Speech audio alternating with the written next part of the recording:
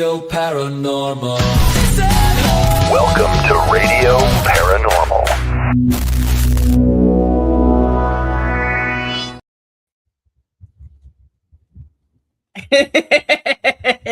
Oh no, I'm scared. I'm going to bring him up. I'm going to bring somebody up just real quick, and then he's going to go back down. But you got to see what I'm looking at. Look at that.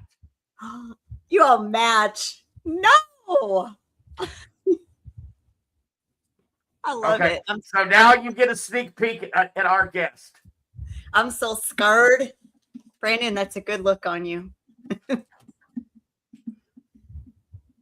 I looked like a smashed bag of cotton with that thing on my face. Y'all are so cute. Look, I'm super stoked. Huh? Put on. Yeah. He's never heard that before. I'm sure never. This is the first. No. He was this old when he first heard that. Exactly. Well, you come on Radio Paranormal to learn new things about yourself. Absolutely. And right.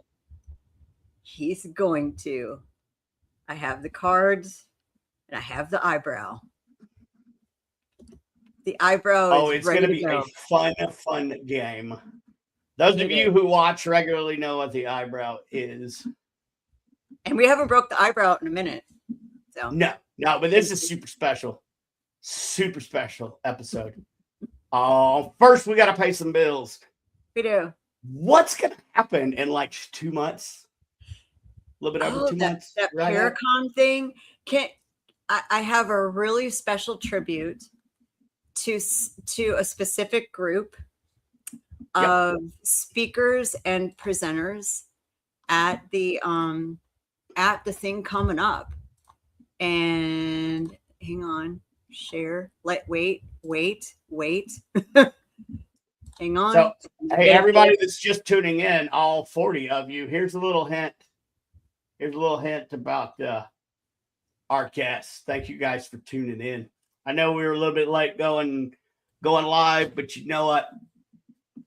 I had to poo-poo. When nature calls you, answer. It did. I had to do a number 2, or as we did with my nephew. Bunny ears. Bunny ears. Oh my God. Except for one time, like he was all the way at the bathroom, and then so he couldn't call me Uncle Coop. Last name's Cooper, so it always came out Uncle Poop. Right? So I hear Uncle Poop, bunny ears, bad, all the way across the restaurant. And so what could I do? I'm like, we'll go. Anyway, that's a whole parent like it is nephew thing. So yeah, if you've gone through it, your heart and your butthole puckered at the same time. Just like it did. Just like me. Anyway, so another thing that won't pucker your butthole are the prices here at the Paracon. But first, I'm gonna share the screen, and we're gonna have a little tribute. Ready? And Tell me when you...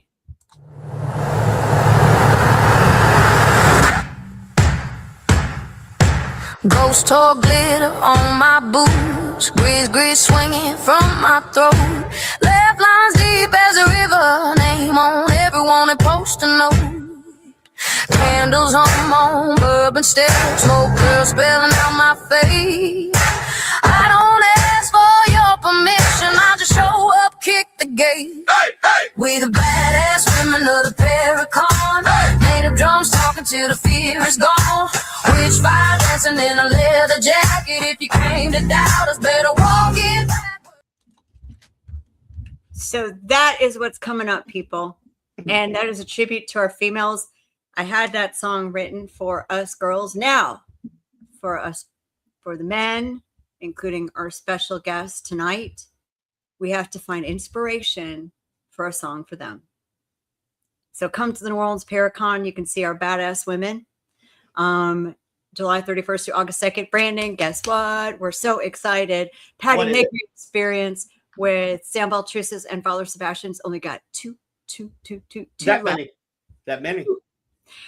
We've got 4 platinum packages. We have 4 VIPs.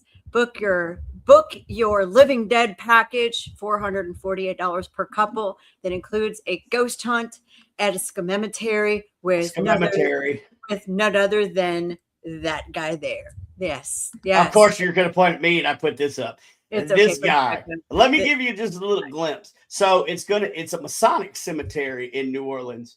It is. I normally do not do cemeteries. However, I do so happen to be so taken and accepted. I am a master mason. So I've got some things that only Masons would know, either here on Earth or beyond the grave. So we're going to have some trigger items as well. Yeah. I don't know. I don't know how it's going to be, but tickets for that are what? How much a person? If you don't buy a package with it included and you buy like a weekend pass, they're $100 a person. And I think not only are you going to have the cemetery, we are going to have access to City Park and a live oak here, which is a species of oak tree. When you see New Orleans and you see those big trees with the huge branches, hey, Mr. Greg, that's a live oak. I believe that tree they've dated is about 700 years old. Yeah, and so we also here in South Carolina, we have a special live oak that's called the angel tree, and it's 700 to 800 years old. Yeah. So if you've never seen one of these trees, they're freaking amazing.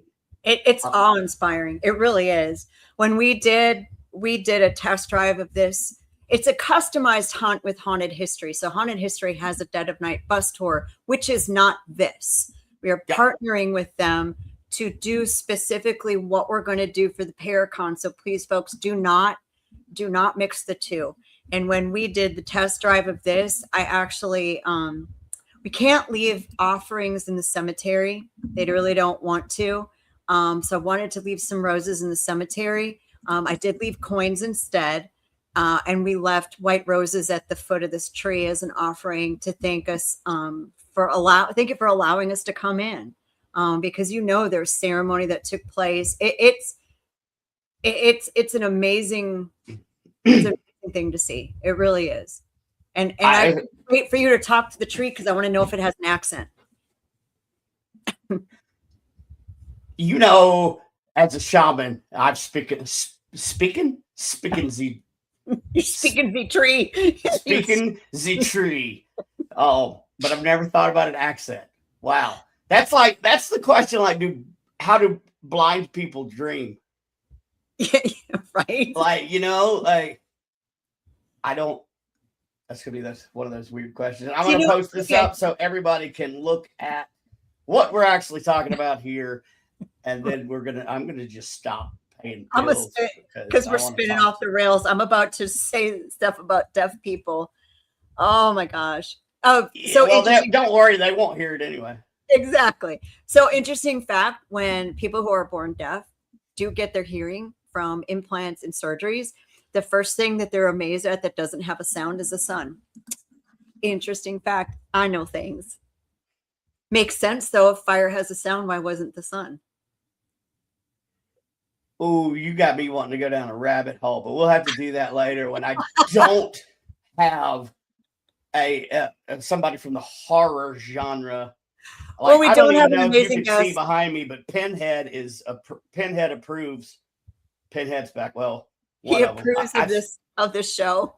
So that one is the original Pinhead right here, and then if you go up, Paul T. Taylor, who is the Pinhead in Hellraiser. Oh Lord, I have it. He's the last Pinhead in the movie series before they switch to the new female Pinhead, which I'm just going to say 100% approve. I don't care about gender swapping in this case because a Cenobite is neither male nor female and can be what they want. So that was well done. I can't wait to meet her. However, what got me started in all this horror stuff, what was the first horror movie that you remember? Texas Chainsaw Massacre. Ooh, And that's a good one. I snuck to watch it, and I was scarred for life. Oh wait, Mom's here. Hold on. I got to stop everything. Hi, Mom. Hi, Mom. And before we really dive into this, I do want to say, so I did my security gig down at the coast. It was for Machine Gun Kelly and Wiz Khalifa. Well, we get back to the hotel, and I'm gonna tell you, I'm out front smoking, and I meet a couple from California. And once they say they're from California, I don't think I'm really interested in talking to these people. But you know what? I met the only two people in California that were cool, and I believe they're tuning in. Yay! So, all right, I think I'm correct because I have not seen the whole stutter thing. That's from last night, so it's got to be them. So, oh my God, thank you guys for tuning in. Now back to me because I'm important. Don't stutter. Because I'm important. Wait, I'm a princess, and James Stokes is not a princess. What he is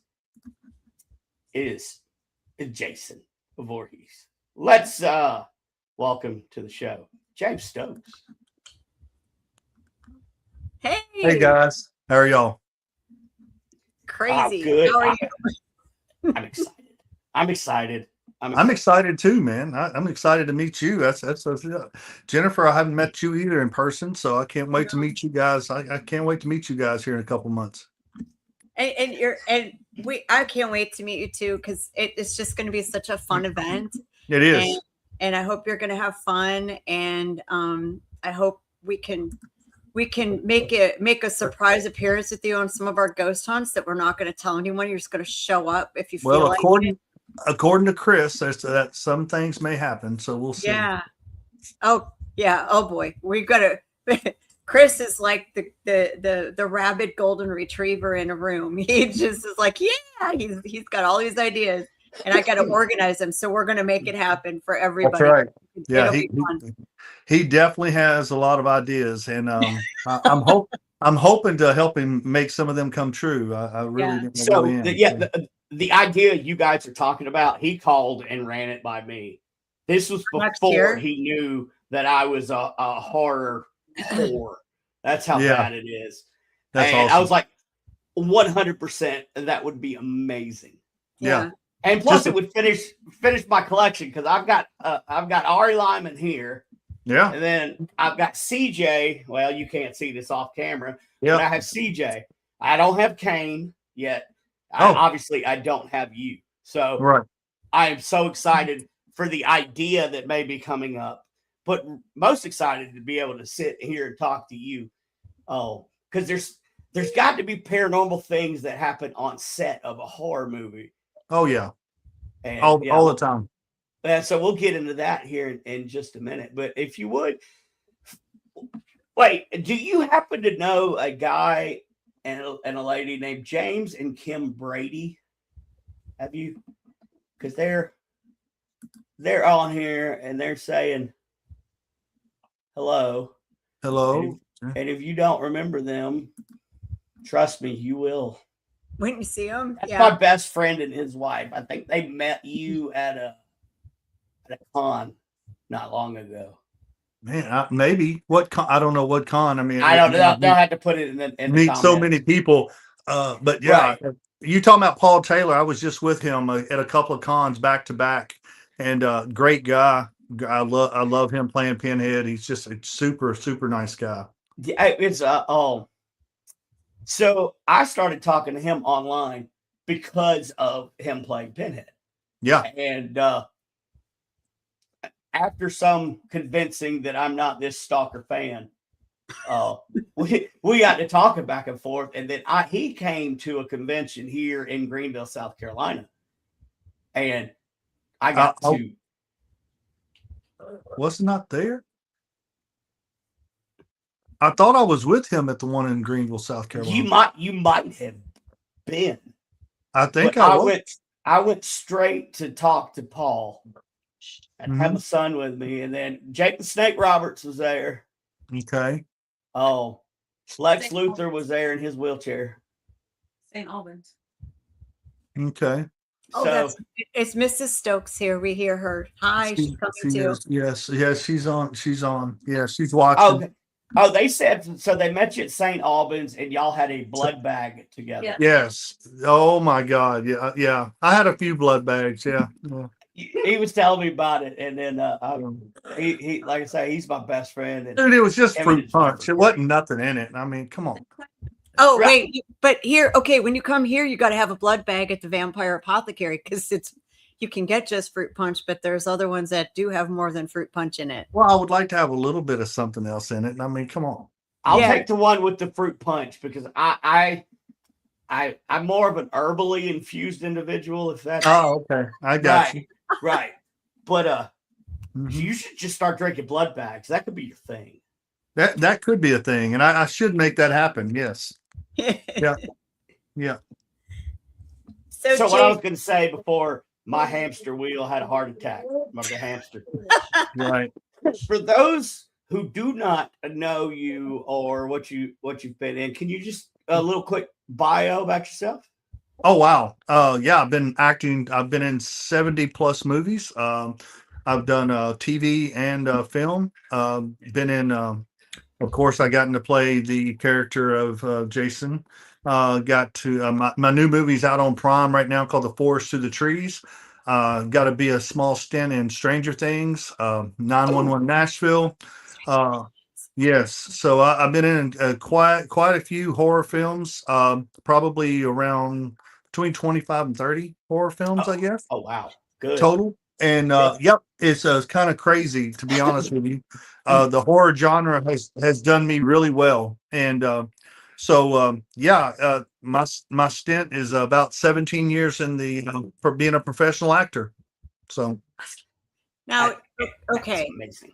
I looked you up because it's what I do. sure. And there's little something in your bio about you getting started by playing something in high school.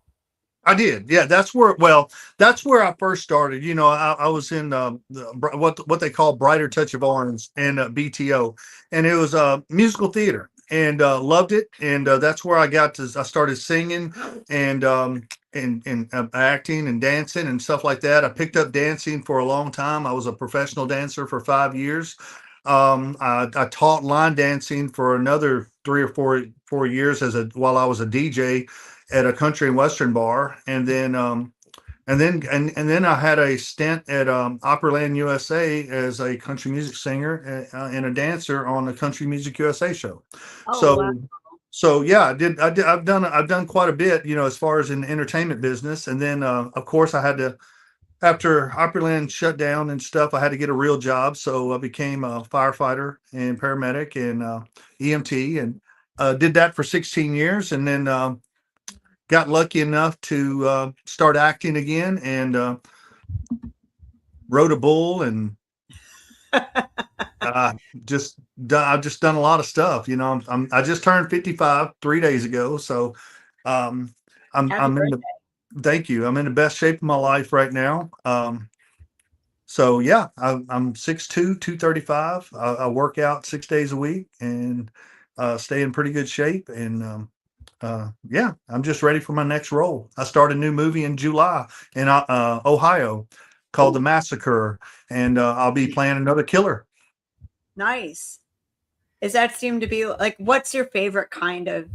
Because I know you've played other things, right? I have. You, like, cops Yeah, and I play. Yeah, I just shot 2 movies with Eric Roberts here in Nashville, and one of them was just fixing to be released not too long. And I played a preacher. I played a motorcycle gang member. I played everything. Doctor. I played a cop several times. So yeah, and I played a cop in several horror films actually. oh, But fun. yeah. So, and then I've taken classes too to where I could better myself to where I could play these parts. You know, I've got hand-to-hand combat. I've got all kinds of rifle, handgun, sword fighting. I take classes and all the stunts and all that, so I can do my own stunts. So Oh wow. I like doing my own stunts. When I played in the Voorhees Night of the Beast, you know, I fought a 6'8" wrestler. And everything that you see on screen was me and him, and we actually fought and picked each other up and threw each other and slammed each other against the ground. Yep, I was black and blue for a few days afterwards, but it was that's what I love to do. I just love being able to do my own stunts in all my own movies. Do you know? Okay, so I look at you and I'm listening to you. Do you know where I see you? Do you know where I see you ending up? You're gonna you may love me. You're gonna be. I think you're gonna be in a Yellowstone kind of thing. I feel like Sheridan's gonna call you. It's funny that you said that. I had 4 auditions with Yellowstone already, and so I'm just waiting. Yeah, I'm waiting for my opportunity to be in a Western. My psychic stuff. I'm a professional equestrian, have been all my life. I've been around horses all my life.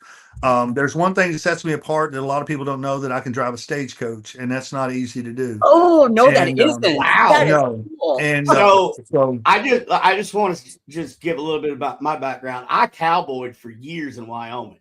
yeah, So I kind of have tried to drive a state. No, yeah. that's ridiculous. It is. I mean, you got to be kind of ambidextrous with your fingers and stuff. I mean, you got to put, because so a 4-horse and a 6-horse draw is what I can do. I've never done an 8, so I'm not going to sit here and say I can. But a 4-horse and a 6-horse, I probably can get away with. But driving a stagecoach is not the easiest thing in the world. But riding horses really fast and that's not easy either. And as you know, I can do that, and it doesn't bother me. And it's just I'm never been afraid of it. You know, I fall off, I get right back on. So that's just I totally see you. I totally see you getting into one of Sheridan's projects, Yellowstone-ish. would love to. So if I could ever get in front of Taylor, I think that he would hire me for something. But it's just it's just a matter of getting in front of the right people and having the right auditions. I've auditioned for Yellowstone though 4 times. That I have not. Crazy and crazy, stupid talented. I see you doing it, and I don't talk about abilities or anything like that. Can show a whole lot, but I don't know why. I just see like that's where you're gonna be. You're gonna get there. Thank you so much. That is I would like to put that out in the We'll world for you. There you go. Well, thank you so much. And especially the part of the country where you're from. Yeah, because I know what you're doing right now, because I'm doing the same thing. But you could drop it and go Western draw at the drop of a hat. Oh yeah, easily. Yeah, I mean that it just seems perfect. Yeah, I would love to be in a Western out there in Texas with Taylor. You know, something to do with Taylor Sheridan. Everything he touches is a gold mine. So it's just it is. Hey guys, everybody that is watching live and gonna watch later, hashtag Taylor Sheridan into this, and let's actually see if maybe our little family here can make some waves. I've never ever asked anybody to try to do this. I've seen it happen, but let's tag him and let's just see what's up, please. And guys, I would appreciate that so much. You don't even know. I mean, it's just you know, you work so hard because this profession is a very, very hard profession, and you got to have a very tough skin, and you got to be, you know, you got to get ready to take the no's as much as you take the yeses. And it's very hard. You know, it's just like the 4 times that I did audition for Yellowstone. I thought I did a great job. Now, why I didn't get the part, who knows? I mean, I was going up against who knows who else. Yeah. And so no. And so, but at the same time, the casting director asked for me specifically to audition for several parts. So that right there in itself is telling me I'm doing something right. Yep. So he was asking for me to audition. So that was kind of, it made me feel good, and to get to audition. And it's just like The Rock's latest movie, where he was the fighter. You know, I got the Smashing Machine. I got to audition for a big role in that movie. Did not get it. One, I think because I wasn't bald-headed, you know, and they wanted specifically a bald-headed character. Now, why they asked me to audition, I don't know, but I mean, I would have shaved my head for that one. I mean, I really would have. My hair grows fast enough anyway. But you know, it's just part of it. But I'm getting some of the big roles. I'm getting to audition for some of the bigger roles, and I'm very, very excited about that. So hard work does pay off. Is you just gotta wait for your turn and wait for it to happen. And Jennifer, like you said, I think it will happen. I'm just gotta wait for my turn. I'm a patient man. Yeah. I wouldn't say patient. I would say humble. Well, thank you. I would. Yeah. Well, I try to be. I know where I started from, and I know where I'm at right now. And I wouldn't be here if it wasn't for the people that love the characters that I played and portrayed on screen, and especially the Jason role. That thing has brought me. It's just absolutely mind-boggling. I have 34 conventions. That is. Oh, wow. That's dude. I am fixing to be booked up every weekend from here until November. Thank God. I mean, I thank people for that so much. Just like Chris and Jennifer, you guys bringing me down to the paranormal community has opened their arms to me for whatever reason. I love it. And I love going to the Paracons. I've gotten to meet so many great people and gotten to do so many ghost hunts in so many different places now. It's just absolutely insane. And Yeah. getting to bring that, getting to learn all that knowledge about the paranormal, which is insane. It's crazy because it's real. I'll tell you what Yeah. what would be fun, especially since we ain't but like 6.5 hours apart. Sure. I have a haunted location down here in South Carolina. Sure. Oh man, we should all get together and come down here and investigate, because I have artifacts. I have petroglyphs on site that date back 12,000 years. I want to meet the fairies. Oh yeah, we got fairy, we got the fae that live in the woods. Yeah. Yeah, because I'm in Nashville quite a bit. I sit on the board of Veteran Voice Radio, and we're just a small little nonprofit trying to start out. Which we can talk about that later. But sure. We just moved it from Missouri to Nashville, so I'll be up in that area a bunch. I'd also love to get together and go ride with you. Absolutely, dude, and we can do that. And I'm managing a country music artist right now out of San Antonio, and he's doing phenomenal. His name's Greg Swan, and we could talk about that later too. But I mean, absolutely incredible dude, and really good country music. We cut a record here in Nashville, and he's out in San Antonio, and we got it on the radio out there, and he's doing phenomenal, dude. That's awesome. We got a guy out of Houston, Scotty Frazier, he was the Marine as well as me, and he's killing it. And so, like, Texas is hot Texas is always hot for music. Well, it's hot in general, but it's hot. But absolutely. But yeah, definitely. We'll sit and we'll talk business. I don't know, down in New Orleans or something. Absolutely, we can. Yeah. But well, there's such a bridge, between. There really is a bridge between the horror and the paranormal. Because you look at things like Fan Fest or Fan Expo and all those things that you guys would be at,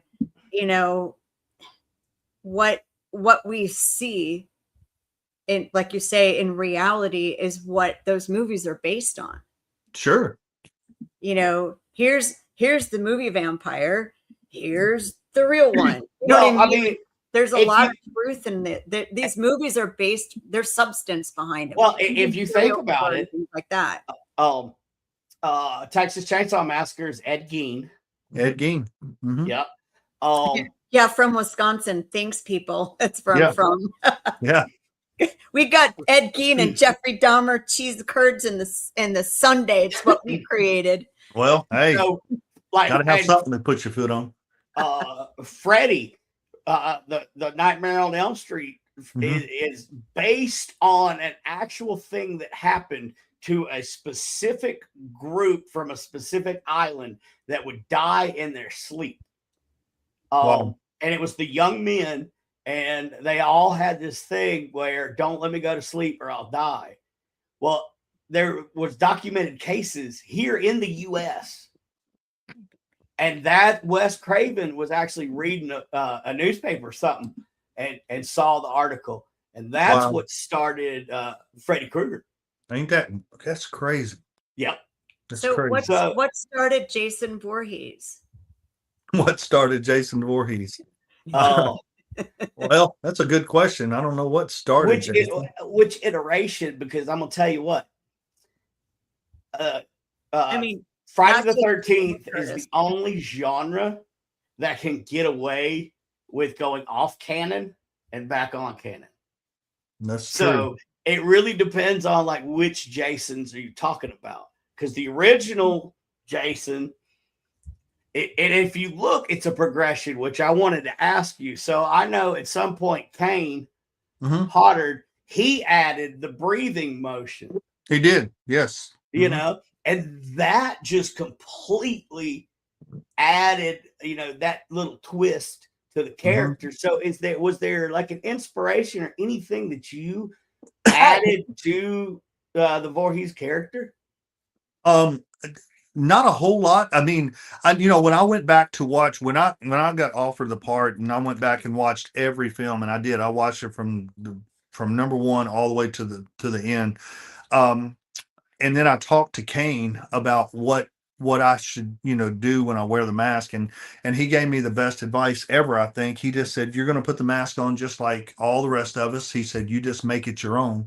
And that's what I kind of did. And did I take something from Kane? Of course I did. I mean, Kane Hodder to me is the ultimate Jason Voorhees, and always will be. And even though I got to play the character and I played him 3 different times, I still look at Kane Hodder as Jason Voorhees. And but yeah, there was little quirks that I did, as far as playing Jason, with the tilt of my head and the way that I moved and all that stuff that people love too. And they saw things, and and when you got people that know Jason Voorhees inside and out, and they come up to you at your table while you're signing autographs, and they tell you you're one of my favorite Jasons of all of the Jasons, you're one of my favorite. To me, that right there is the best compliment I could ever get. More than any money I could get or anything else. That is the best compliment I could ever get, is to be told that they enjoyed the way that I portrayed that character, because it's such an iconic character. And that's hard. No, dude, that's hard though. That is such a compliment, because you get people who are just diehard fanatics, and then you change something. That's why sequels a lot of times don't work. That's exactly right. Yes, that is a huge compliment. It's a huge compliment. And here's the biggest thing about us horror guys that actually look at the lore, look at the the backgrounds. Good job, Mom. Mom thinks it's cool. Sorry. Yay, Mom. And I look at the psychology. I don't look at Night of the Living Dead as a horror film. It is what it was meant to be, and it was a commentary on the government at the time. Sure. And that's what he wanted. Which I'm drawing a blank, but he invented the zombies.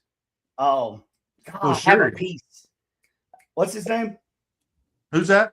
The guy that directed Night of the Living Dead. Oh my goodness. All of those. I can't think. I've got an autographed piece by him. I'll look it up in a minute. Yeah, I don't. Or if somebody out there's, helping out. But what we can notice is I'm not the only person that knew that Kane Hodder added breathing to Jason. Oh yeah, absolutely. And us true fans, like I know, well, everybody knows which one Ari was. I know. I can pick out Kane Hodder. I can pick out CJ. Yeah. Well, obviously. But what about you got Tom Morga, you got Ted White, you got Derek Mears, Richard Brooks. Now anybody can pick out Derek Mears because he stood 6'8". I mean, right. He stood over top of all of us. I mean, I'm 6'2". Kane I think is about 6 foot. CJ's 6'3". Oh God, Derek Mears was like 6'8". Warrington Gillette, I can't remember how tall he was. Yeah, but all 6. I think isn't Kane the shortest of all the? I think Kane was. Yeah, Ken Kurtzinger. He played. He was really tall. Yeah. I think he was like 6'6", 6'4", 6'5", something like that. I mean, he was on up there too. Yeah, and me being 6'2", which they can make you look pretty big on screen. So even Kane, he looked massive, on screen. So But yeah, I mean, Kane is the ultimate Jason, in my book. So now, did you get to invent a death? Invent. You know what? I didn't invent a death, but I did. I helped. Okay, first of all, the director for mine was Jason Pitts. The man is an absolute genius when it comes to horror. And you talking about knowing horror by the book. I mean, he knows horror.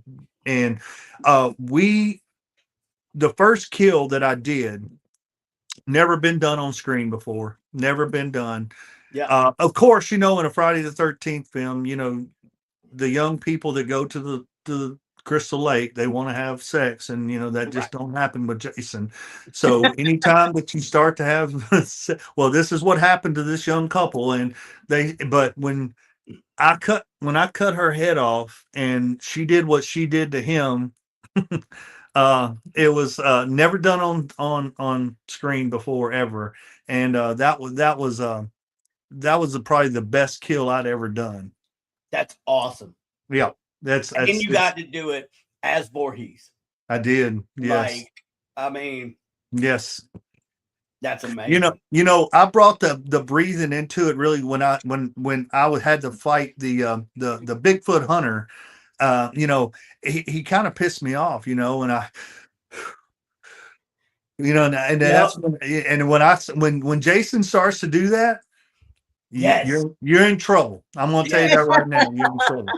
Yes. So, and that's another thing, that I took, from Kane, as far as wanting to, and it's not about taking it from him. That's more of an idolized kind of thing to Kane for what he's done for the character. And I'll be the first to admit that Kane is absolutely amazing. He's an amazing man. When I met him, every time that I've been to a convention with him in the same room, he has just absolutely been amazing to me. To CJ, him and CJ go at it all the time.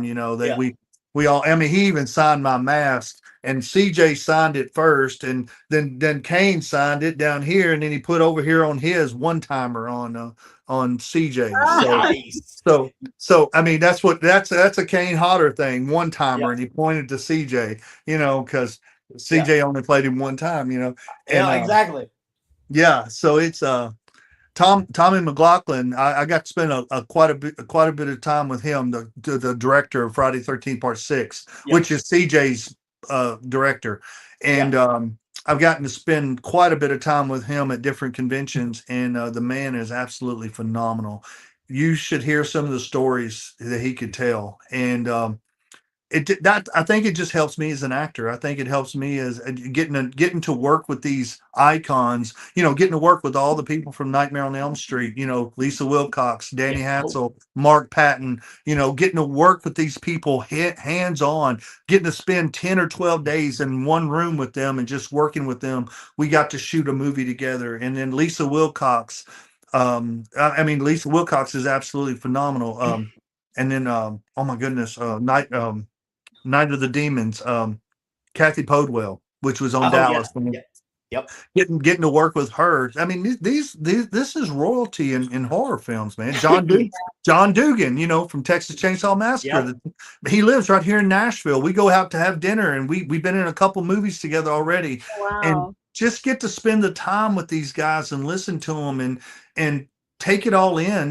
Me as a young actor, and I say a young actor, I've been doing it for 17 years, but a young actor, working my way up to the big leagues, as what I would call it. And I've gotten to be on some really, really cool SAG sets and gotten to be in some good SAG movies and all that. And it's very humbling to me to be able to sit down and have dinner with these people, and Robert Englund and good Lord. It's just, I have a picture of me taking a picture of Robert signing a picture of Freddie on Robert's back porch. That's cool. That's the coolest picture I got. And I'll tell you, anytime that I meet one of the legends like him, Doug Bradley, Barbie Wild, who was the female Cenobite. Yeah. All these people, and they're just amazing. They are. Paul T. Taylor, for instance. Amazing dude. Me and him spent a lot of time together. He's a great dude. Guy. Yeah. I have one of his jackets. He was selling a bunch of clothes, but he was doing the starving artist thing. That's and, funny. And so I have one of his jackets that he only wore one time in one of his photo shoots. Mm-hmm. But I wouldn't have been able to do that had he not been cool enough to talk to me. Sure. On Facebook or whatever social. And I find that anytime I reach out to a horror of anybody in the horror world, sure, everybody's reached out. At least a thank you for watching or they're whatever. great people, man. They're great people, and it's just that's when people come up to me. I get up on everybody that walks up to my table. I do not just sit down there behind that table and just. I get up. I shake their hands. I hug their necks. I take pictures with them. I don't charge for selfies. I can't bring myself to do it. I just won't. Yeah. I can't do it. I just won't do it. You know, I try to make my pictures as, you know, normally $40 is my max on my pictures.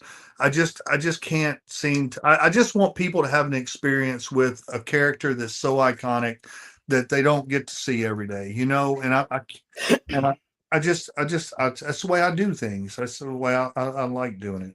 So let me ask you a question, because I just had a flashback to the convention here in Greenville. Yep. Do you wear like a black scally hat?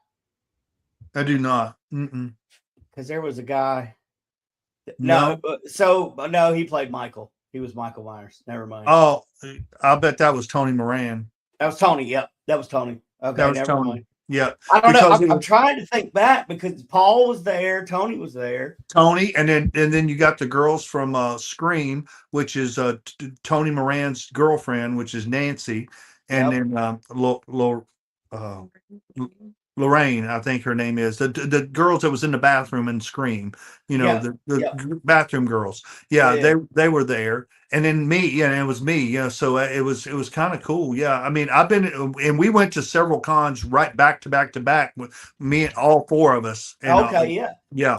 Well, five of us, I guess. You know, 2 girls and 3 guys. Well, I don't know why I didn't come by your booth. I think it was because it was during COVID and money was tight and everybody was stay away.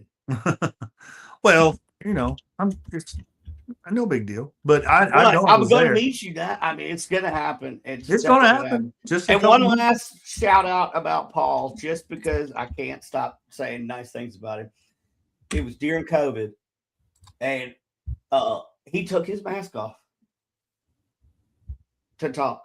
Oh, I would too. Yeah, and I was just like, you really don't know me. I'm an internet dude. But, you know, I have a handmade puzzle box. Oh, cool. And I've got his signature and Doug Bradley's. Nice. Just nice. Like, everybody's so nice. But then I look over at some of these other people and how they're just treating their fans. Yeah. Like cattle. I mean, charging for autographs, which is cool. Whatever. You do you. But I'm not going to pay $300 to come see Hayden Christensen. That's so funny because that was the price during Fan Expo too, and he was behind a curtain. Yeah, I can't do that. I mean, I can't do that. No, I mean, I will never do that. No, I just won't. I mean, folks, he probably doesn't even look the same. Well, I just, the way I look at things, I mean, people, you know, especially in this economy too, you got to think about that, you know, and I do. Every convention I go to now, if it's Scarefest or, you know, something really, really big, you know, GalaxyCon, Scarefest, something like that, not that you have to, but you could get away with charging $60 maybe, you know, and that's fine. I'll pay 60. Yeah, not $180, $200. I mean, and then if you don't purchase an autograph, they won't even take a selfie with you. No. Yeah. And a lot of these expos, you can't. You cannot. They said no selfies allowed. If you do a selfie, the selfie is another price. Yeah. And see, my biggest thing, how I would test people is I just walk up, talk, be like, hey, can we get a selfie? And if they're like, yeah, and I'll be like, and I want this, and I want this from your table. Yeah. You know? Yeah. Because yeah, if I'm going to pay money to come see you, Mhm. that means I would like to spend a little time with you. I would like Absolutely. more Absolutely. than I your will head down, and then That's the reason I get up out of my seat and I walk around the table, and I'm either going to hug your neck or I'm going to shake your hand or something. There's going to be some kind of physical contact between us. I mean, that's just the way I am. Yep. I ain't That's scared the of Southern COVID. I ain't man in scared of you. nothing. Right. That's just the way I am. And kids, I get down on their level. I love it when kids come to my table. That's just Aw. I absolutely love it.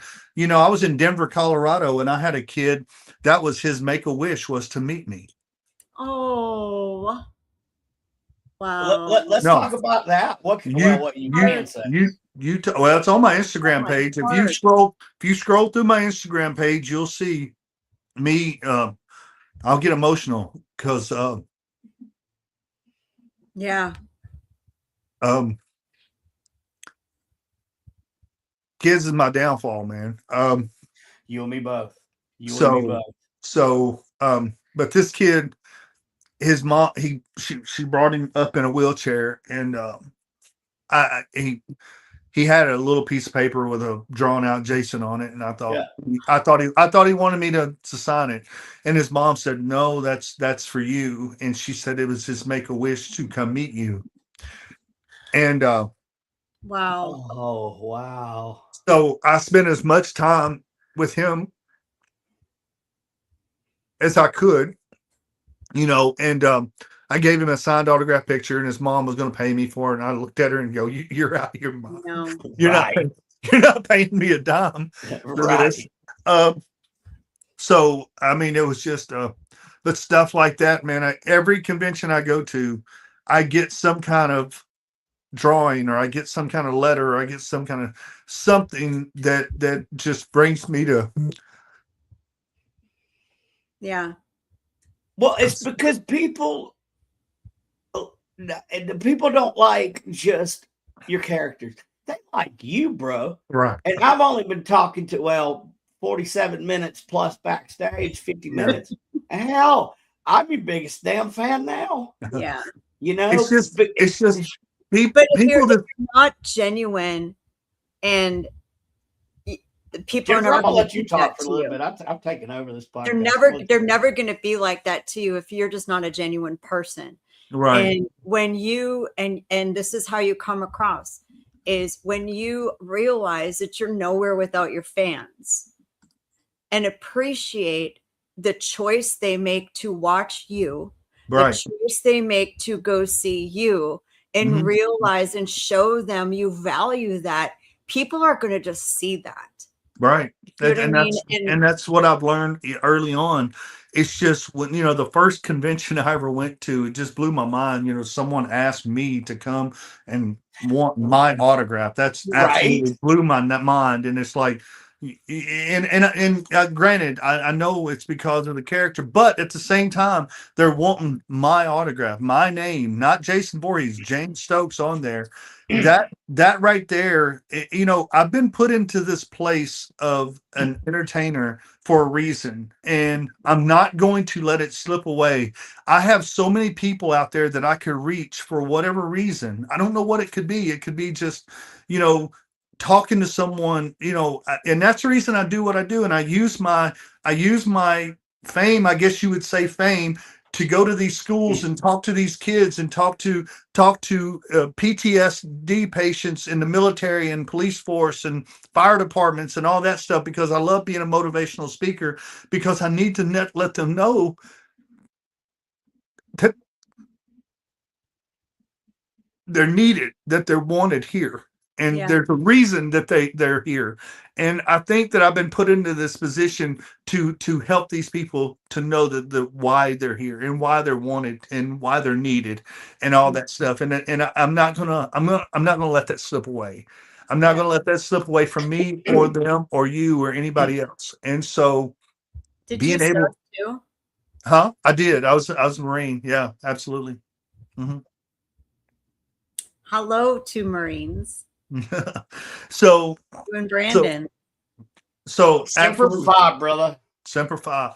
So it's just, I've been where they've been, and I've walked in the same shoes, and and I'm in a position right now where I've got a family, I've got a home, I've got the means to be able to bring things to people that they may not understand why. I don't understand why. I don't care why. I'm just going to do it. And so normally around this time, I'd be giving some keywords, and we'd be doing our fun little cutoff. But do you have a hard out tonight, or can you stay a little bit more than an hour?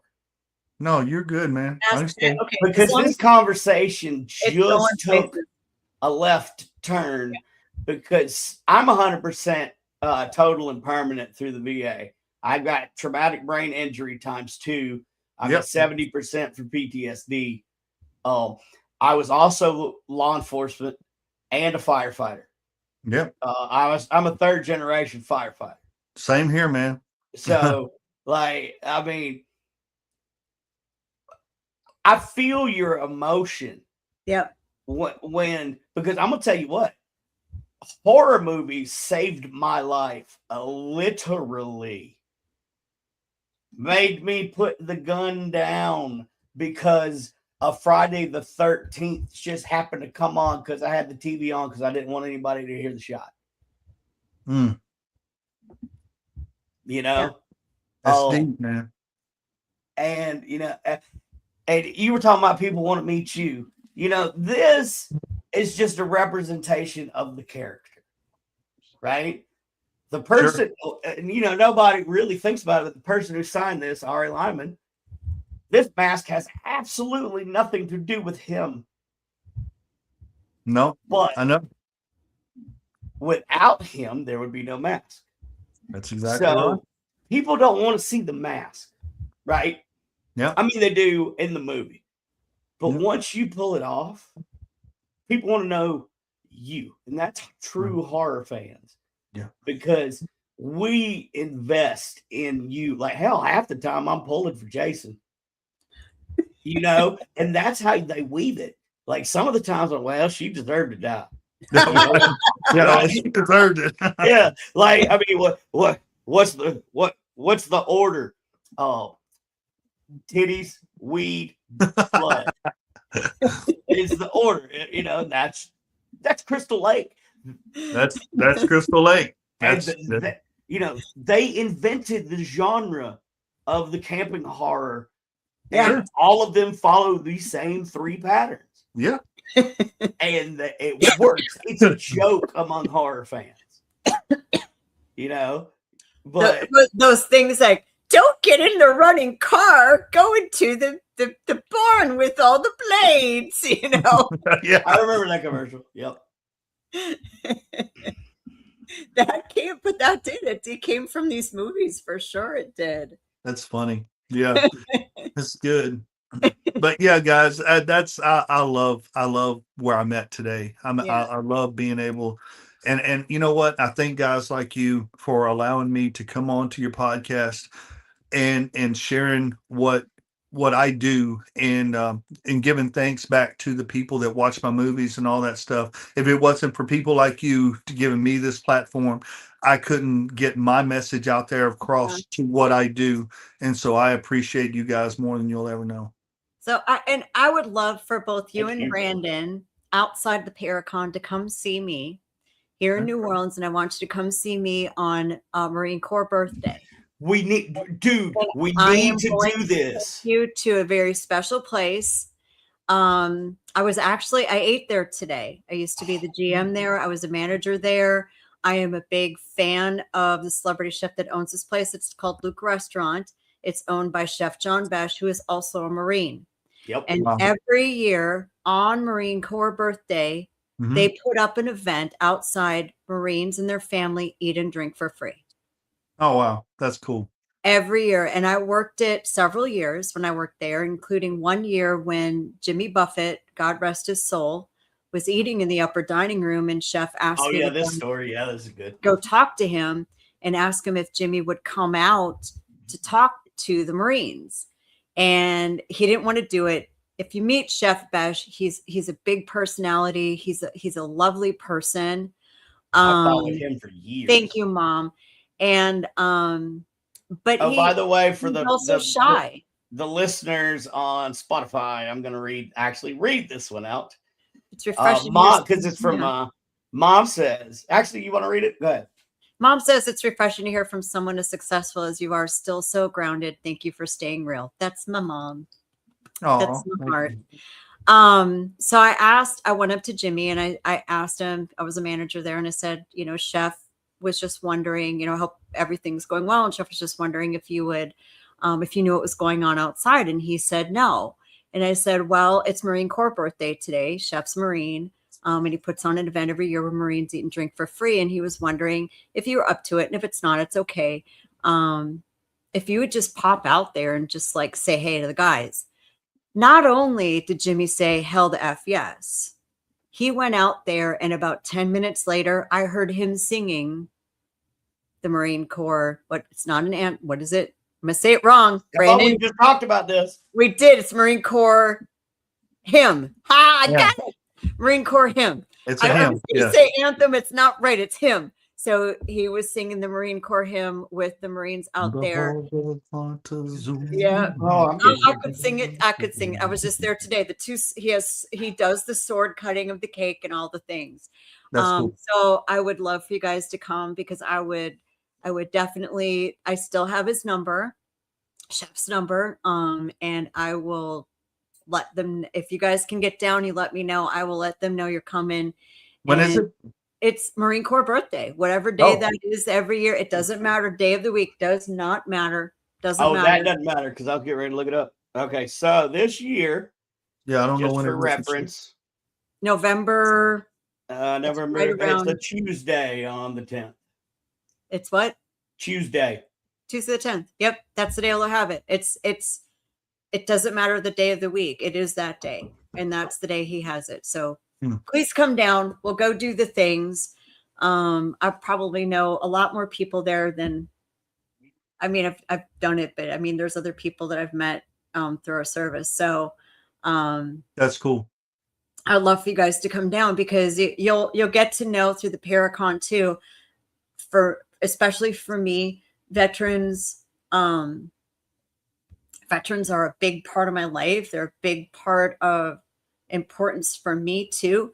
And I know, Brandon, it's because you served. For me, it's because of my grandfather. And they're priority number one. So we're going to have the Veteran Voice Radio. We're going to do some veterans charities. So here we're going to do a plug for the Paracon, but I'm going to tell you why.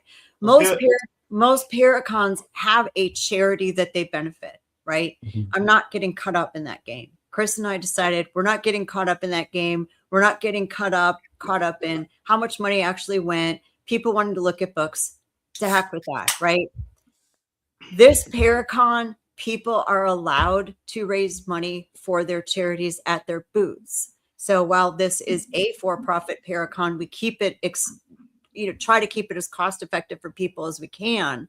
But we also are allowing people like Brandon and a few other people to raise money for charities. So there will be veterans charities that are going to be available for people to donate money to. I don't want to put on an event that forces you to donate to a place that you may or may not support. That's your choice to support. And see, here's why I like that, because you can come over to my booth. Well, obviously for free, and I'm speaking, so I want to meet you anyway. But you can come over to the Veteran Voice Radio booth, and me or my CEO will be there. And we will tell you about the program. And if it's like, you don't have to donate. Like, listen to the radio station. Thank you for coming by. And you can find, like, there may be something that gives service dogs to veterans, which I have a service dog. Love my service dog. And that may pull your heartstrings. So you have the money to just give to the charity instead of, they're going to give, I don't know, who, some charity that you have no idea. They'll probably pick Wounded Warrior Project. No, I won't. I would never pick that. But yeah, it's your point. You know, At Angel least- Morgan is going to be we're trying to put on an event with her that's separate where she does pet readings, and 50% of her readings will go to the pet charity of my choice. So if I choose to say, Angel, you should donate that money to help get service animals for vets, she would do it in a heartbeat. We have other people raising money for cancer. We have people raising money for homeless people. So the Paracon, although educational, and it's going to take a spin with you, and we've talked about that, is also going to raise money for charity, but it's your choice. You aren't forced to donate. You aren't forced to donate to a charity you don't want to. We keep it affordable so you have spendable income or more spending money to, you know what, I love this guy. I love these people. I love this cause. That's where I'm going to put it. So that's another kind of anomaly of the Paracon, New Orleans Paracon anyway, that we're trying to do for people to reach out. And we're also working on getting the Marine Corps band to be our jazz band for the VIP party that you're a part of, James. Matter of fact, I got a call down there tomorrow. We do. We want our Marines there as our musicians. That's kind of cool. And you know, and we're not just talking about the Marines because we're the best. I mean, just because we're Marines. Oh, yeah. I got nothing. We're the best. So that's why we're going to be there. And yeah. And they're going to be in their dress blues, and they're going to be these musicians. Listen, they're good. Are cream of the crop. Yeah. Yeah. I mean, that's why the band is called the President's Own. Right. Yeah. And listen, New Orleans, it's not like you couldn't swing a dead cat and find a jazz band, right? We could, but we choose this. That's cool. We choose this because it's not only New Orleans, but it also helps support people like you and Brandon who have given us what everybody has in the United States, what we have right now, you know? So it's definitely a different kind of Paracon from anything you've ever been at. Well, and you know, and we'll say this, and I'll let James say what he wants, and then we'll move on. But I'm not that whole. You know, thank you for your service, and I'd keep my mouth shut. No, look, freedom is not free. I lost my best friend in my arms, and I was covered in his blood. Yep. I have lost Marines to suicide more times than I want to know because they were still fighting a battle that I still fight to this day. Sure. I'm just one of the lucky ones that so far have made it out. But I've had 3 suicide attempts. Let's just bring it to the house. You know, it's real. So no, freedom is not free. And yeah, there's a bunch of bullshit veteran organizations out there. Yep. So this is why we want you to be able to actually talk to the people that own it or run it or work it, so you can do your due diligence to make sure that it goes to somebody that needs it. Absolutely. Oh, you have a little doxy. Hey, James, a quick question, because I think you and Brandon have this in common too, and I did not read this on you. Where did you serve? Where were you deployed? Well, I got deployed. I went to basic training in Paris Island, of course, and then I went to. I came back to Nashville, and then I had 2 stints in North Carolina, and then and that's where I stayed. And then I got a full ride scholarship to go play football, and I got out.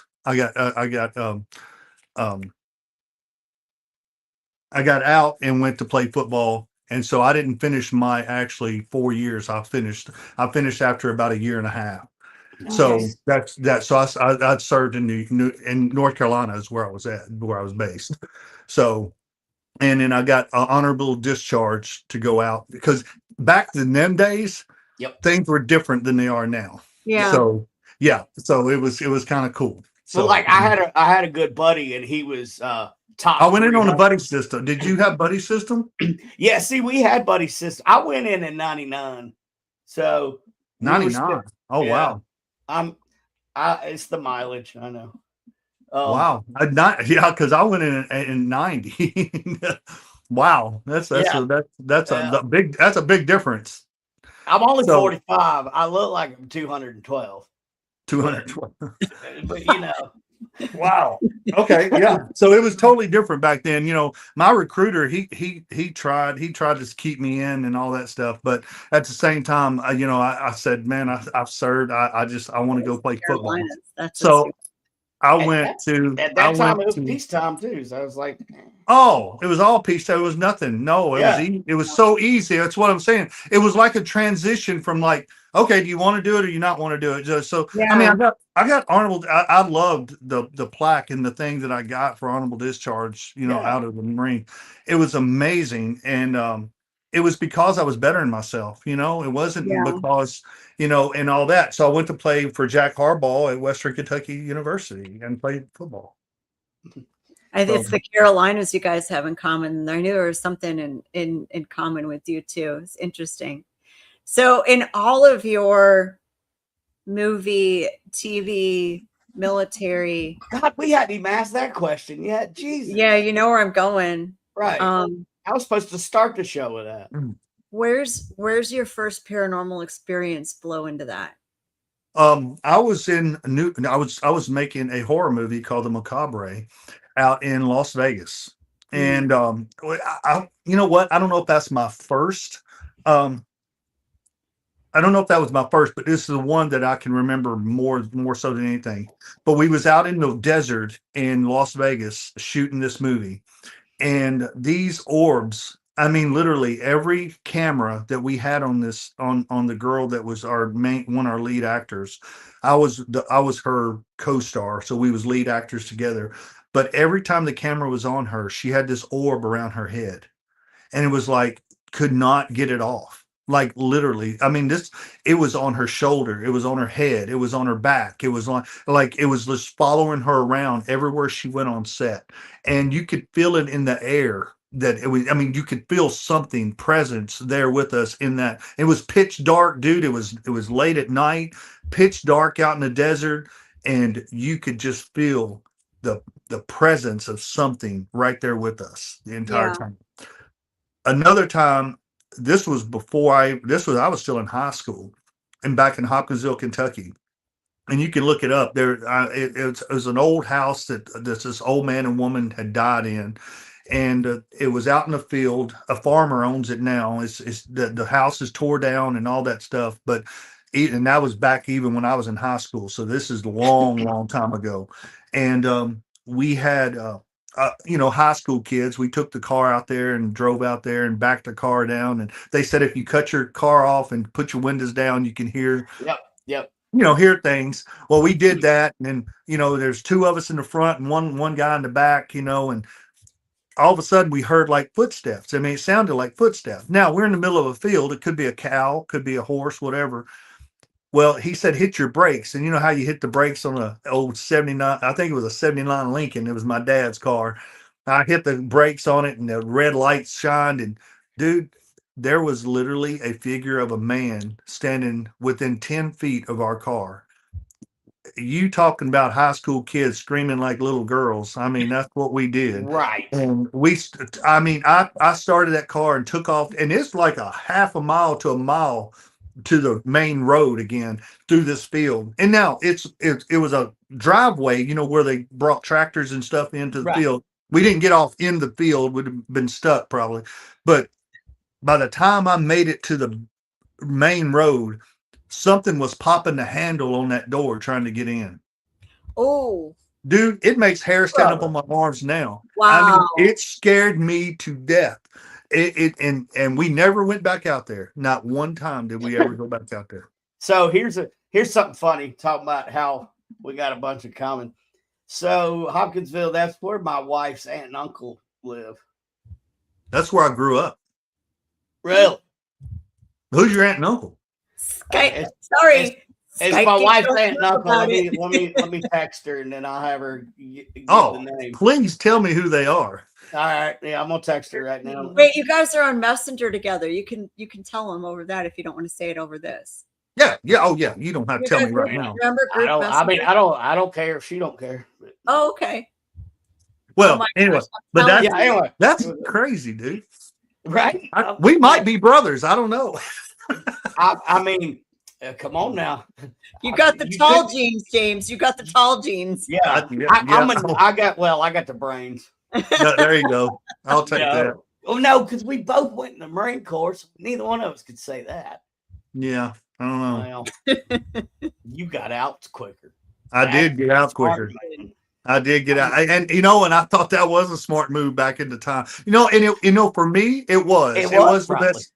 It was the best thing for me because I was going in, I was going to be an MP, and the best thing that I could do was when I got that full ride offer, my recruiter called me. I remember this to this day, and he was like, he did not want to tell me, but he did, and he said honorable discharge. He said it's not bad, James. He said you do what's best for you, and at that point in time, I thought that was the best for me is to come back home and go to play football because that's what my dream was to play football. And but I also told myself too, if I didn't get a scholarship by the time I got out, I was going to get out of Hopkinsville. I was going to go in the Marines. I mean, that's just what I was going to do. That's the reason I talked to the recruiter to begin with. Yeah. And golly, it's such a different day back in them days, Well, see, now when I went in 99, so I had 99 in 2000 that were peacetime. I had a buddy who was top 300 PBR rider. Oh wow! And he kept coming up the ranks, so they were getting ready to do the same thing. Yeah, like they were going to actually put him on orders to ride the PBR. Wow, that's kind of cool. Well, now see, that's another, and that's weird that you said that because when I got out and I went back to play football during the summer, which coach would have killed me, but I went and got my pro card for IPRA. I was riding bulls and bareback up the East Coast during my summer breaks for college. Did you ever ride T. Ed Garrison Arena? I did. I sure did. I rode some IPRA events. I rode the entire East Coast, South Carolina, North Carolina, all the way up. Anderson, South Carolina is where I won my first belt buckle. Down there at Treadways. Yeah. Anderson, I know Ernie and them. That's crazy, dude. That's nuts. Man, because I used to ride Ernie, one of Ernie's bulls, Tabasco. Back, he was ranked, and right before he went up, I was out there just riding. Where everybody got together and we ride for the money pot. Sure. Kind of and Tabasco took me out. Wow. And so you rode bulls too? Yeah, man. Yeah, I did too. I rode bulls. And then I tried to ride bareback. I don't know if you ever met Cowboy Miller, 6 Mile, South Carolina, the black cowboy that was always around the IPR events. Dude, I probably have, to be honest with you. So he was bareback. And I rode bareback too. Mm-hmm. So I was starting to learn from him. Yeah. And because I was going bronc and bull ride, alternate to see whichever one made more money. Do you ride right hand rigging or left hand rigging? I rode left hand rigging because I'm right hand strong, but I rode either a split wrap or a suicide. Oh, that's wild, dude. Yeah, man, bro. It's crazy. We got a lot in common, dude. Hey, we're gonna have fun down at New Orleans. I think so. Yeah, my wife, she's really looking forward to meeting all you guys too. So we're look forward to meeting her too, and I hope she can participate in a lot of the stuff with you. She's going to. She'll be there with everything that I do. Yeah, absolutely. Wives need fun too. Yeah, absolutely. And if she gets bored, just send her to me. And for everybody, for those of you that are just she'll do your hair. That's what she does is hair. Oh, girl, you go. Okay, yes. So those of you that are just joining us, this is where me and I'm the little brother to Jason Voorhees. There you go. Pretty much what has happened here. I need to call my father. Right. Brother from another mother. I have an older brother. Gotta talk about some stuff. So anyway, okay, their names are. Oh, I knew this. Steve and Diane Glasscock. Steve Yep. Glasscock. And their adult kids are Aaron, James, and John Glasscock. Yeah, I don't know if I know him or not. And my brother probably would. He was a sheriff there in Hoptown for a long time. But we covered it all. We was cop, paramedic, firefighters. There's 7 of us total in my family. So Oh, wow. yeah, big family. Mom and dad are both gone now, and then it's just all my brothers and sisters. So yeah, that's kind of cool. Now I don't know them, but okay, that's kind of cool. So Well, it's you're probably a good thing because I think he's a shrink or something. So if you know him, I Yeah, just I know. I we don't. got, we got a something. shrink. We got a shrink coming to the Paracon, so you know it'll be all good. He's shrinks everywhere. It's fine. It's fine. It's fine. I've shrunk so much. That's the gnome in you. It is. It's the gnome in me. I'm one of the little people from the mountains. See, he'll know what I'm talking Wait a minute, how tall are you? about. 5'7". All right, 5'7". Okay. Yeah. So you're an inch taller than me. Brandon and I have never met in person. My wife's 5'7". My wife's So- 5'7", I think. Okay. I'm But- 6'2". Yep. Yeah. So you're my husband's size. Chris is That's 6'2". why. Yeah. Well, see, that's why I started on bulls because I was on the smaller side. Dude, yeah, it's definitely a smaller person can ride bulls a whole lot better than these tall ones. Yeah. Yep. Because our legs wrap all the way around the bull. It's just hard. It's hard for y'all to kick and point and get Absolutely. points because But can't it was first. best on bareback though. That's where it helped you. Yes, You could get those legs up over the shoulders of the. You're up here making me do it again. I know. And when you, He's like, when "This you how we do it." jackknifing, like, Wow. yeah, because the tall dudes, y'all could jackknife your legs. real Absolutely. quick. Yeah. And like I can't because I've Yeah. got more. It's just I don't know, but I could grip onto like my thigh strength. Oh, I imagine. Yeah. Yeah, because they made me train on the bull barrel out back, but I Yeah. couldn't use it. I couldn't use my hands. Nope.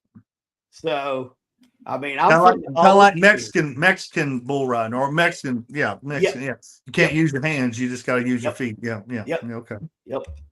Oh, I never did just jump on the back of them because that's just stupid. Those guys are crazy. Yep. But I mean, it's awesome. Y'all, we've got some bars you can ride some mechanical bulls in. That's what I would like to see both of you do. Oh God, get on a mechanical bull. I'll get killed.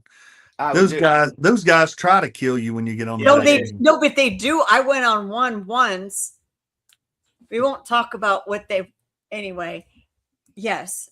No, I know what they do because I used to run one. Yes, you know what they do to girls built like me. Yep.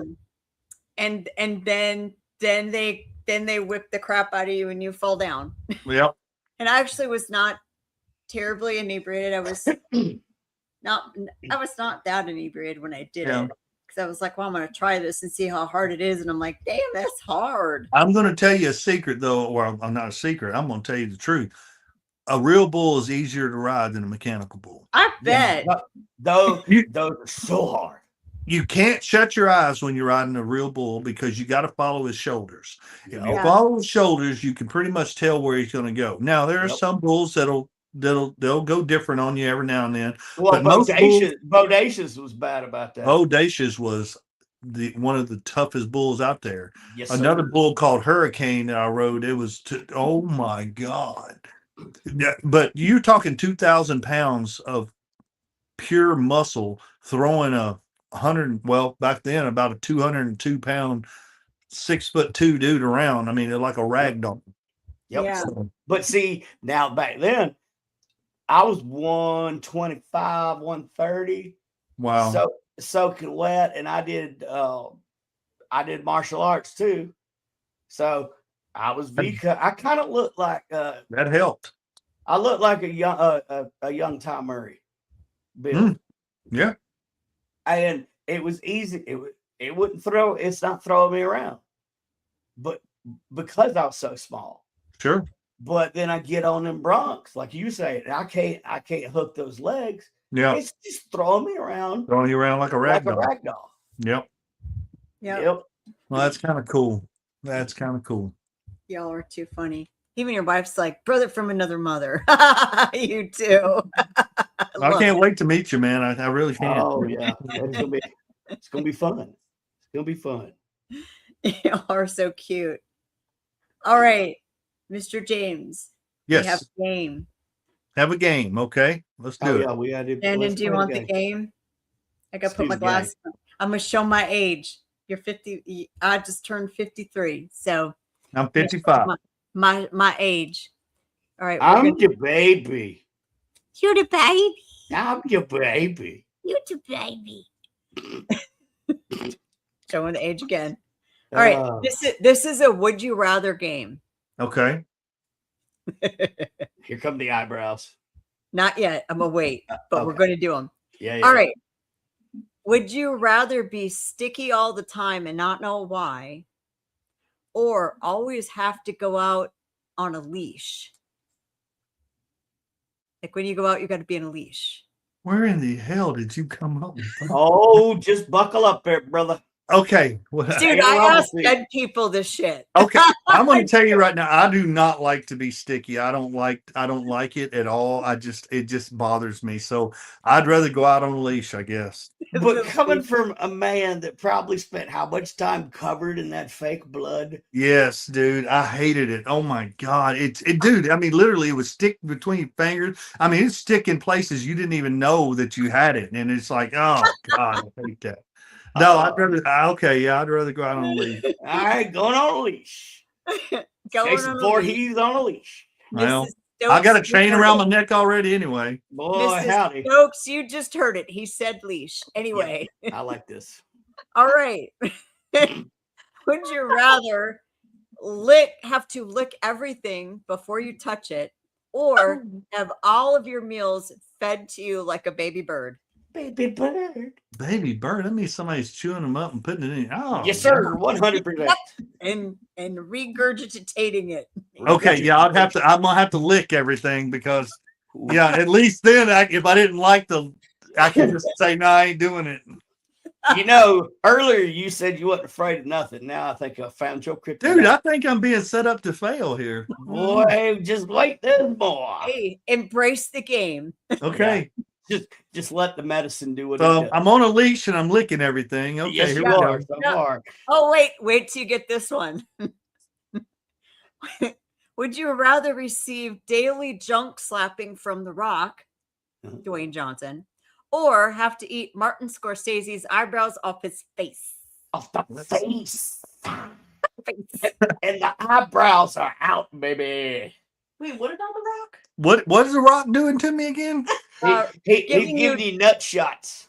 Yeah, daily. Well, I don't want to say the actual C word it says, but junk slapping. Shit. It's a cock punch. Yeah, I'd rather take I'm not eating Scorsese's or whatever his eyebrows. One's daily and one is once. I'm sorry. I'd rather take the nut slap. No, it's not the nut slap. It's the other parts. Oh, Jesus Christ. I mean, we get real. No. Read the question one more time for those in the back. Receive daily junk slapping from The Rock. She's dying. Eat Martin Scorsese's eyebrows off his face. So one is Bailey, one is what? Ugh. Yep. Face or junk? I'm gonna take the junk. You're gonna still take the junk every day from The Rock. All right. Ladies and gentlemen, he's on a leash, licking stuff, getting punched in the junk by The Rock. I'm putting all of this into ChatGPT today.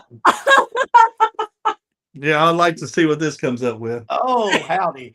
I may just have to wait. I may wait to unveil it at the Paracon. I'm gonna wait. Oh my gosh, I'm dying. That is how we roll on Radio Paranormal. Wow. Was that all of them? Oh, thank God. I mean, oh no. Oh no. Oh no. You want some more? You want more, you get more. We can find some more Because, you know, there's glutton more. for punishment because she has a whole box. Oh, I do. I do. Oh, this one's good. Oh, that one's good. Okay. Give him one more, 3 more. Okay. Let me wait. There's one I'm looking for. I have to remember what it says. So, all right. I'm gonna have to rewatch this. And Would I'll you AI rather go back have and give me all my grandma? details. Would you rather have grandma bursting in the room every time you're about to make the O face? Oh, Or oh, share a studio apartment and your roommate hosts nightly swingers parties? oh. You asked for it. I wasn't I'm taking the swingers parties.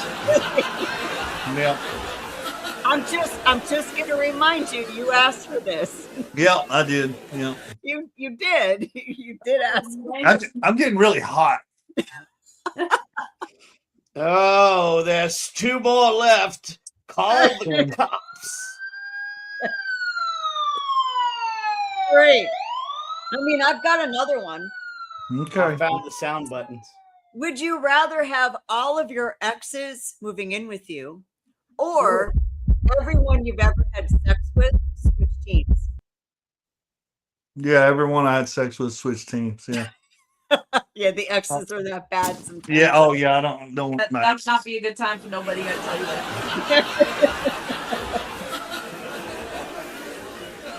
Oh, okay, that's good because I can't torture this nice guy anymore. Oh my God! I was fixing to have to put on my mask because I don't talk when I put my mask on. Well, no. Let's go. All right. Voorhees trivia. Okay. Let's leave it on some Voorhees trivia. And no, I'm not gonna do the lame cutoff for Voorhees trivia. Not for that part anyway. I would not for that part. Just for that part. Which film is the only time Jason Voorhees spoke? And what did he say? And I think it was Kane. No, it was Kane. But that doesn't really narrow it down. No, I'm wanting to say it was. I'm wanting to say it was 8 or 9. And And it had a title to it. It did. Mm-hmm. That'll narrow it down a little bit. I'm gonna have to say I don't know it. Jason Takes Manhattan. Manhattan. That's 10. Yep. So it's right there when Jason's going through the sewer pipe. And then almost right before he falls, he says, "Mother." Huh. I don't know if I've ever caught that. Not the guy. Now, yeah. And they go back. You hear, "Mother." Huh. First and only time anybody had the balls to make Jason Voorhees speak. Wow. I'm gonna have to go back and watch that for real. Because I don't think I've ever noticed that. That's a little known. Like I told you, I was a horror nerd. That is. Yeah. No, that's a good trivia question right there. I'm glad that you said that. Because I mean, and go back and verify and everything. Because now you can use that for maybe a Friday the 13th trivia question. Oh, absolutely. That would be one of my fans. Or that something. would be an ultimate right there. There's a raffle idea at the Paracon at your booth now. If There you anyone go. was watching and you get this question right, like answer the question, whoever I pick that's right gets something.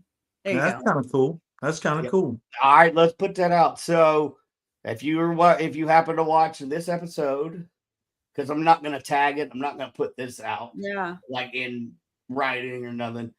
But if you can answer that question that was just asked, which day do we need the answers by? Saturday? Well, no, I mean, I think that he should do it at his booth, like have it up there. And then everyone can submit an answer, but you have to be right. They Yeah, can keep drawing till someone's right. Okay. Okay, cool. Yeah. Okay, got it. So you heard it here first. That's going to be the answer. I don't know. We'll figure it Maybe.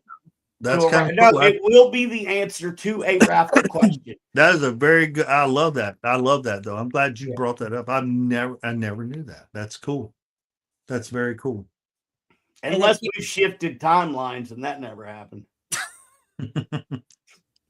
It's what is it? The Sagittarius blue moon. I mean, it's possible because It is tonight. Yes. It's been nutsy pants here. Oh, Really? Look, we've gone over 30 minutes. yeah. So we're at an hour and 30, which I can go on and on, but we're not going to, because here's why. If you want to know more about who the man is, come on down to the Paracon. You know, get to know him. You know what? I don't endorse nobody for nothing, but I would pay money to get his autograph and meet him. Yeah. At Paracon. If I didn't have the platform that I have in the situation that God has put me in to meet these glorious people. I appreciate it. You know, I'll pay. Just like still, I mean, I'm kind of, I guess, okay. I know Paul Taylor, but I would still, if I went up, I'm going to get, hey, man, what's your newest movie? Because I bought his latest, or well, it's probably not his latest, but one of his movies, it came out at Walmart. And I have to go down and look, but he plays the killer. Yeah. And it's really, really good because you don't see it coming. That's awesome. Yeah. And I didn't sign that, you know? It's like The Forest Through the Trees, my movie that's on Prime right now. Yep. That you'll have to watch it twice because you're not going to see things coming. Miss Sammy, go into the comments where, if they want to have James appear at their event, can they go? And if there's other things for him coming up, could you post in the comments, and James, tell us about it too. She posts it. Where can people see you outside? If you can't make it to New Orleans Paracon, and if you can't, I feel sorry for you, but there will be next year. But if you can't make it there, where else can they see you, James?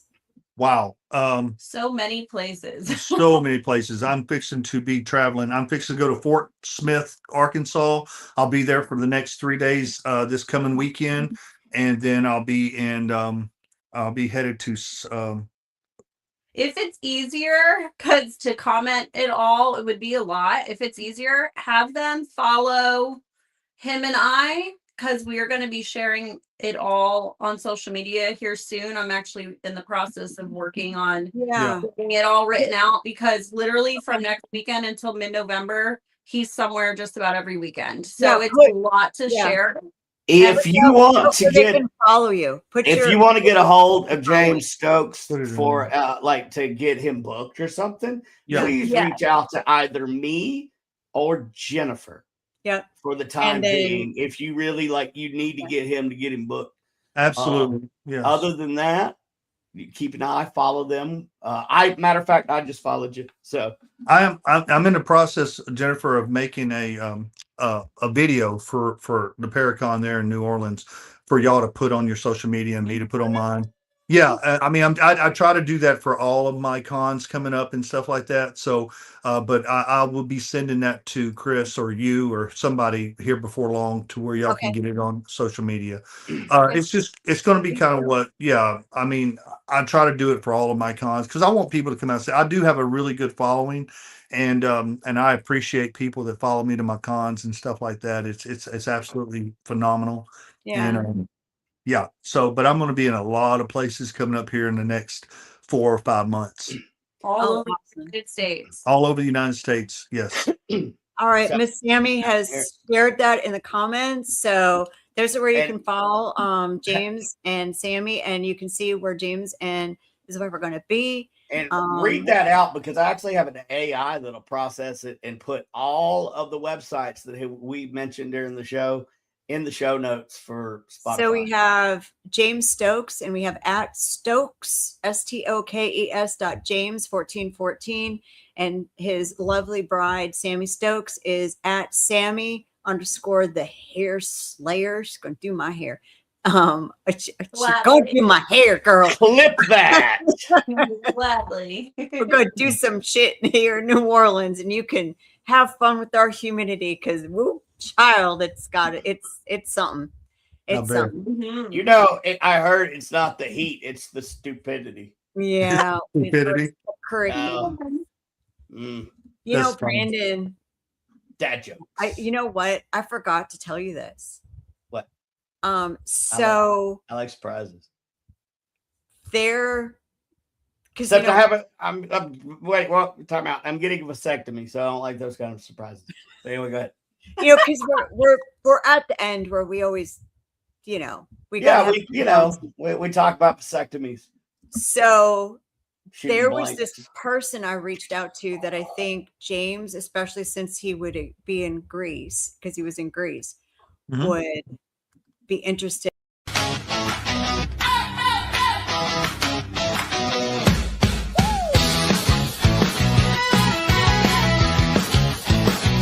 In the dark where the shadows roam, whispers rise from the great unknown. Voices calling through the static. It's good, wasn't it?